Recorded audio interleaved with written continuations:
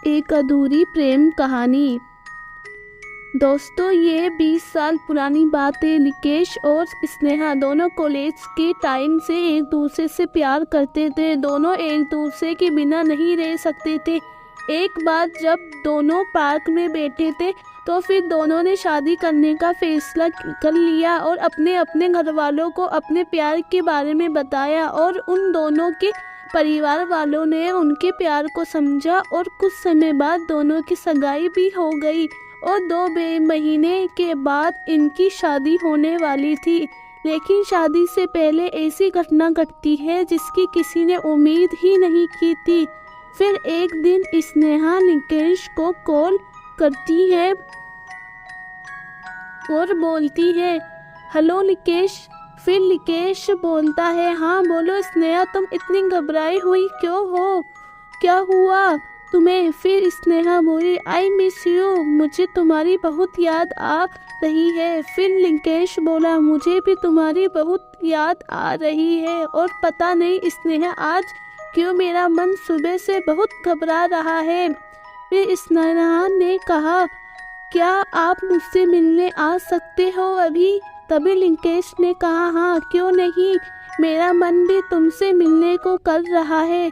फिर स्नेहा ने कहा, ओके, मैं अभी हॉस्पिटल में हूँ, प्लीज़ जल्दी आना। निकेश थोड़ा घबरा गया। निकेश ने पूछा, क्या हुआ, तुम हॉस्पिटल में क्यों हो? फिर स्नेहा ने कहा, कुछ नहीं, बस सुबह थोड़ी चक्कर आ गई थी। आप मेरे पास जल्दी आ जाओ ना Nikesh, I really miss you.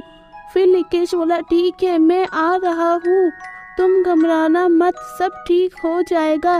Nikesh ने फ़ोन रखा और तुरंत स्नेहा से मिलने चला गया। जब निकेश हॉस्पिटल पहुँचा है तब वहाँ स्नेहा बेहोश पड़ी रहती है। निकेश ये सब देखकर बहुत घबरा जाता है।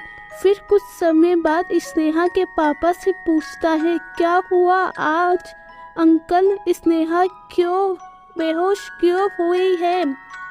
फिर स्नेहा के पापा ने रोते हुए कहते हैं, बेटा स्नेहा को बहुत बड़ी बीमारी है, उसे ब्लड कैंसर है और अभी आखिरी स्टेज पर है। डॉक्टर कह रहे हैं कि उसके पास अब वक्त बहुत कम है, वो अपनी ज़िंदगी की आखिरी लड़ाई लड़ रही है। प्लीज़ बेटा स्नेहा को कुछ मत बताना, अभी उसे कुछ भी पता नहीं है। स्नेहा की पापा की बात सुनकर निकेश घबरा जाता है। वह कुछ बोल ही नहीं पाता है, वह बहुत रोता है। फिर कुछ समय बाद स्नेहा को होश में आती है। फिर निकेश तुरंत मिलने चला जाता है, लेकिन दरवाजे पर वो अपने आंसू पोंछता है, फिर अंदर जाता है। निकेश बोलता है, स्नेहा कैसी हो तुम? फिर स्नेहा बोलती है, अब तुम आ गए हो, सब ठीक हो जाएगा। फिर निकेश बोलता है, हमारी शादी को कुछ ही दिन बचे हैं और तुमने अपनी तबीयत खराब कर ली, ठीक से खाया करो ना और खुश रहा करो। निकेश स्नेहा को समझाता है। फिर स्नेहा बोलती है, ठीक है जी, अब मैं अच्छे से खाना खाया करूँगी और हमेशा खुश रहूँगी और आज से मैं आपकी हर बात मानूंगी। अब आप जो बोलोगे वो मैं करूँगी। निकेश को मन ही मन बहुत रोना आता है। वह रोना चाहता है लेकिन रो नहीं पाता। कुछ समय बाद निकेश खुद पर काबू नहीं कर पाता और रोने लगता है। तभी निकेश रोते हुए बोलता है, तुम जल्दी ठीक हो जाओ और भगवान करे तुम्हें मेरी उम्र लग जाए। ये कहते हुए निकेश स्नेहा के सिर को अपनी बाहों में रख लेता है। फिर स्नेहा बोलती, अरे आप रोइए मत, मैं जल्दी ठीक हो जाऊंगी, आपने मेरा बहुत ख्याल रखा है। और स्नेहा निकेश से बोलती, मैं आपके बाहों में थोड़ी देर अपने सिर को ऐसे ही रखना चाहती हूँ। निकेश स्नेहा की सिर को सहलाने लगता है और रोते रहता है। तभी थोड़ी देर बाद अचानक निकेश को एहसास होता है कि अब उसकी स्नेहा नहीं रही, लेकिन तब भी निकेश स्नेहा को अपनी बाहों में थामे रखता है और उसके आंखों से आंसू बहने लगते हैं। वह बेसुध पड़ा रहता है। तभी थोड़ी देर बाद स्नेहा के पापा जब अंदर कमरे में जाते हैं जहां वो देखते हैं कि उसकी बेटी ने लिकेश की बाहों में दम तोड़ दिया है और लिकेश भी स्नेहा को अपनी बाहों में जकड़कर बैठा हुआ है।